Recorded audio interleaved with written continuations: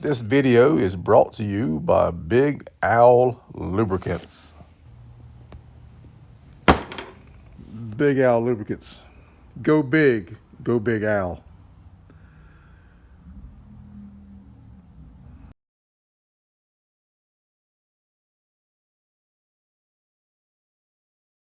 Okay guys, Bob here. So we're back out here on the 400. It's been a whole week. I've been so busy this week, but I finally got back out here Saturday morning.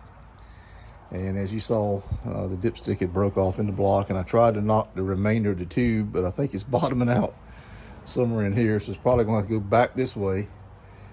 I didn't realize, but it's probably hung up on the edge of the oil pan or something, who knows. But we're gonna pull the pan off and see if we can knock the dipstick tube back the other way. And I bought a brand new tube, and just a simple matter, when I took it off, I had to take the motor mounts off. I was gonna put them on the 440 engine, and it actually bolts in through this boss here, the dipstick tube does, and I didn't put a bolt through there to secure it, so it was flopping around and moving the motor around. Somehow or another I managed to break it off, and it snaps off flush with the block. Couldn't grab hold to it with anything. So the 440 motor is not quite ready. We had a little valve train issue. Rocker arms were interfering, so we're still working on that, or the engine builder is, I should say. And so we're gonna try to get something done on this engine. And it is raining. It just started raining. I may have to close this garage door. But let me see if we can get this pan off and get this dipstick back out. And I'm gonna run and grab that new dipstick. I left it in the house. Okay, I got the oil pan off, and you can see I was able to get the dipstick that much out past it. So it barely was sticking past the block, barely. So probably is going to be best to knock it back the other way if this pickup tube ain't in. Well, I got that pickup tube kind of sealed in there. Now over here, this is the engine that had the valve seals that had that broken apart, and looks like there's still some valve seal material. This moly lube, that black's moly lube, but I don't know. That may be the moly lube chunking up. It's hard to say. But here's some stuff right here. I don't know, but I'm gonna put some plastic over this. We'll clean this out. Well, I guess if I'm gonna put plastic over it, no need to clean it. No need to. If I'm gonna clean it out, no need to put plastic over it. But I'm not sure what's all that is, but it may be moly lube clunking up. Okay guys, I was able to get it out. Ended up using the big red punch to start it. And then when it got further enough down in the hole, the red punch kind of bottomed out because it got too wide. I went to this little narrower punch. But we got it out. And as you can see there, man, she boogered up pretty good. So yeah, thank goodness we got that out. So I'm gonna put the fan back on it and spin the motor back over and put the new dipstick in. It's a beautiful thing. Okay guys, so I got the oil pan gasket glued down. The only gasket I had in stock was this cork Napa gasket. Had it for a few years. I've always used something else, and I know when I go to take that off, it's going to be fun. I got a lot of ultra black on the bottom of it. So I bolted it down just so it'll glue down good, and then I'm gonna come back and put some on the top and take the bolts back out. And I like putting a little silicone on my threads of my bolt too. I've always been like that. It helps a little bit, especially these cork where they will absorb some of that oil. So we'll have to bathe the oil on the top of it too pretty good. Well, let's let that set for just a little bit, and I'll come back and put the pan on it. All right, I got the gasket glued on pretty good. I don't know why they call that stuff ultra black, because it's gray. But my buddy William Sparrow tells me that on the passenger side front, because of a windage issue, put it on pretty thick and to run a little bit down into the block. So the windage it'll roll back down the block, is his thinking. And so I got it on pretty thick here. I got a little bit curved down into the block. So hopefully that'll keep me from having any issues with it leaking on that left front corner, passenger front corner. Okay, so we got the oil pan all buttoned back up. I noticed when I had the oil pan off, there was two little metal chunks inside the oil pan.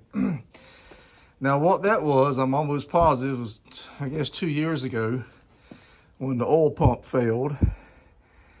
And I'm not sure where the metal chunks come from, but I found some chunks in the engine when I took the oil pump off. And I put this oil pump on. This is a new pump. It's got 30 passes on it. And started out at 52 pounds of pressure, but as the year went down, it dropped down to 32. So that's one reason why I pulled the motor out. And of course, when I looked at the bearings, they were getting close to being done. So I caught that in time, but I guess the metal chunks are in there all along. I didn't drop the pan. I just pulled the the oil pump off. So this time we took the pan off to replace the bearings. Those were still in there. I was going to put this motor in last week, but the dipstick messed up. So that's probably a bright side of the dipstick messed up. There was still some fragments in that motor, which is amazing. So I think I've already taken the cover off. You can see where the bolt's a little scratched up, but I can't remember. I believe I did. I'm gonna pop the cover off one more time just to be sure. And just make sure there's no damage to the oil pump and no metal inside the pump.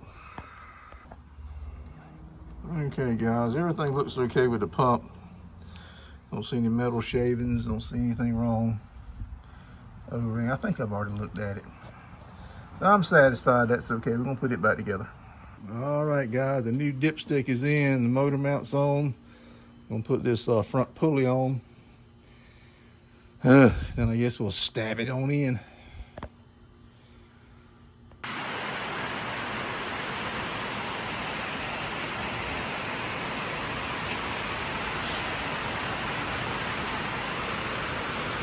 Gotta move it forward a little bit and jack the transmission up a little bit. It should fit, these mounts should fit right down these ears. And the bottom just fell out. It's raining its ass off. Once I set the motor in, I may have to close the door. Hope not. I figured all damn day long. And right here I'm gonna put the motor in. Rain comes. Okay, so I had to wiggle it around a little bit. I need to move it back and over to the left a little. Definitely move it back. And I gotta jack the transmission up. We're getting there. Yeah, we gotta move back. You can see the oil pan's not gonna clear this. We got to move it back enough to drop it into that mount. So we gotta go back a little and down a little. Okay.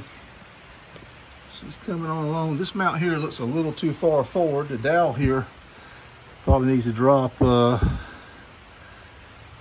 guessing it goes in this hole here. So 6 inches easy. And on this side over here, this mount's looking a little forward also. Same thing. I think the dowel needs to drop. So this the motor looks like it's going to clear the K-frame. The motor needs to go back, but I've got to get the hub of the crankshaft past the bell housing, then I can move it forward a little bit, not much. Once I get the flywheel, the flex plate past, I can mate it on up, I think. Okay, folks, so the motor is in there. Now that rain we were having something else that flooded my shop. Good Lord, rain was just, it's because I got the ditch covered up with this board. I hadn't thought about that. It was pouring in, but anyhow, this mount's in right here. You can see it sets down that little saddle. That's in. Right there where the light's shining. Bolting up the transmission, just bolt right here cannot get started, which would be this one. Peculiar, I got the rest across the top started. The peculiar thing about that is I got the bottom one down here started, but that one that holds the dipstick in, transmission dipstick in, see right there? That's funny. It's like it's too small. It grabs the thread every now and then, and it is a skinny bolt, so I may have the bolts swapped. I may have to swap bolts. And this one here is in, as you can see. She's sitting down in the saddle. Just tighten those bolts up, tighten the bolts up on the bell housing, and of course the torque converter and flywheel. I keep calling it flywheel. It's the flex plate. And boy, I like landing in this damn muddy water. I hadn't thought about that piece of wood keeping the ditch from. Anyway, yeah, I got to put a water pump on it in the front pulley. those carburetor headers, and you pick everything up. So there's no ways to go, but the motor is in. Look at there, folks. I bet y'all thought this would never happen. But she's in. Putting the bolts in the bell housing now. And this shop floor, had a bad rain while I was out here. Put this freaking motor in, had to close the door. It got dark as hell in here when I did that. And now I had time by myself. Jack and the transmission jack kept leaking down. We got it in. So we finished putting these bell housing bolts in. Now that's the sight right there, guys. Big long Fury, 37 foot long. No, it's not quite that long, but the shop is 24 foot deep. Looks like there's about 3 feet before the fender. I had to take the front nose off and the bumper off. And it's about a foot from there to the shelving, and the shelving's about 3 feet, 3.5 feet deep. So do the math, 3.5, 6 feet from 24, 18 foot long. Big old car. I was able to get the motor in with the garage door down, but it came a monsoon on me.